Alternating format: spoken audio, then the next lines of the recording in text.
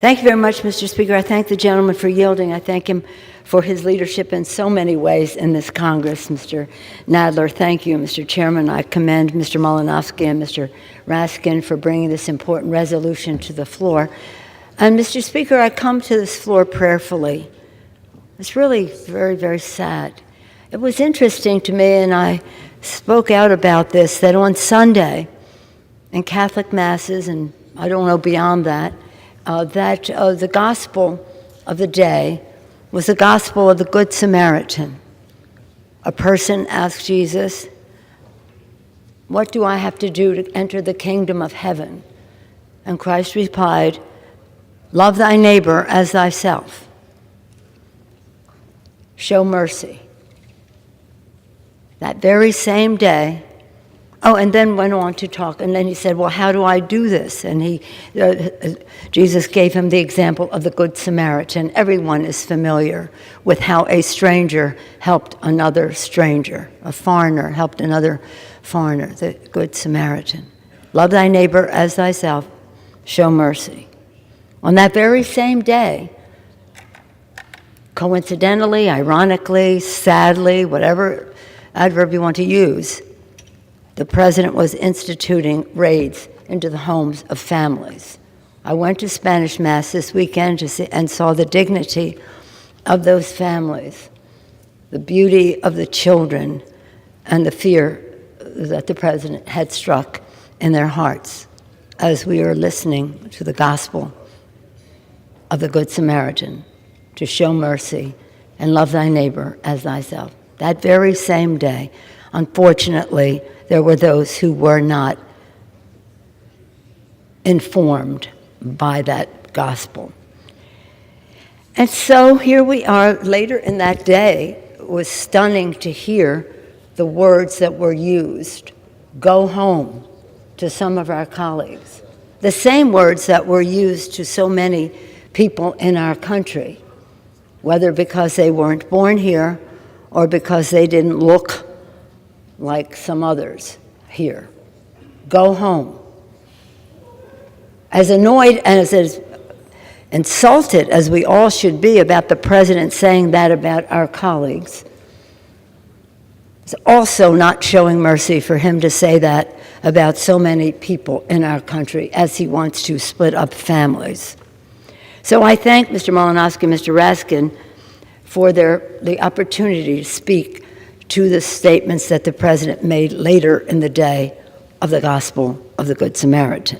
Mr. Malinowski was born abroad, Mr. Raskin for his firm leadership in advancing this important resolution.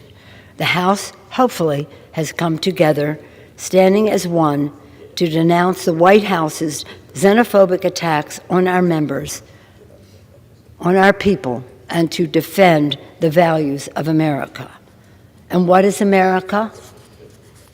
America is many things: a land of a great constitution which is under threat, a beautiful land that God has given us which is being degraded, values that we share that are being undermined. But America is also a nation largely, but not totally, largely of immigrants.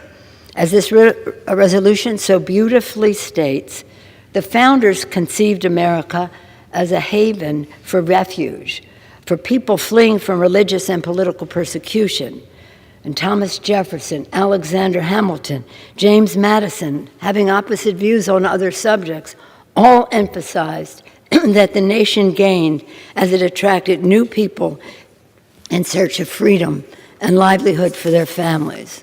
The resolution quotes our most iconic presidents, who all recognize that immigrants are the constant reinvigoration of America, of hope, determination, optimism, and courage to make the future better.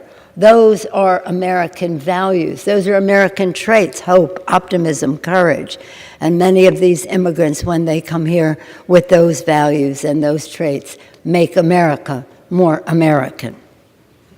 Franklin Roosevelt said, "Remember always that all of us, and you and I especially, are descendants from immigrants." President John F. Kennedy, who wrote that the contribution of immigrants can be seen in every aspect of our national life. And President Ronald Reagan, how he said it so beautifully in his last speech as President of the United States, which is quoted in this resolution, who said, "If we ever close the door to new Americans, our leadership in the world would soon be lost." Yet the President's comments about our colleagues this weekend showed that he does not share those American values. These comments from the White House are disgraceful and disgusting, and the comments are racist. How shameful to hear him continue to defend those offensive words, words that we have all heard him repeat not only about our members, but about countless others. Our caucus will continue to forcefully respond to those attacks on our members, which reflect a fundamental disrespect for the beautiful diversity of America.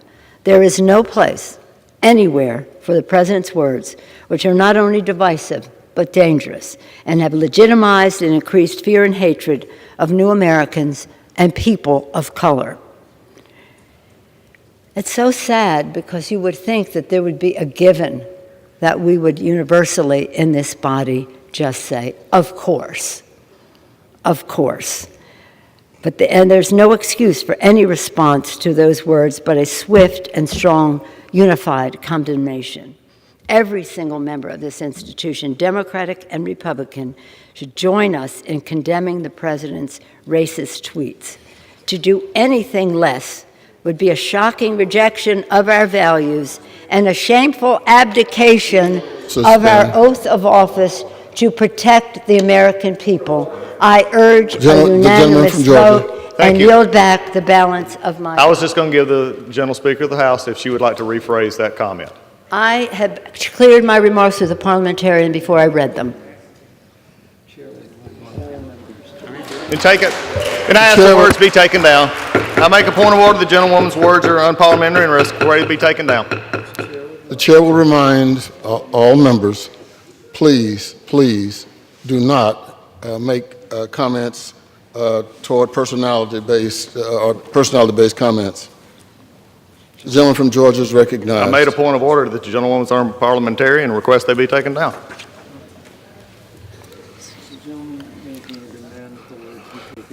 Is the gentleman making a demand that the words be taken down? Go ahead. I request that the gentlewoman's words are unparliamentary and request that they be taken down.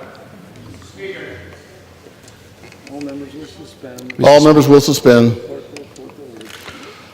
The clerk will now report the words.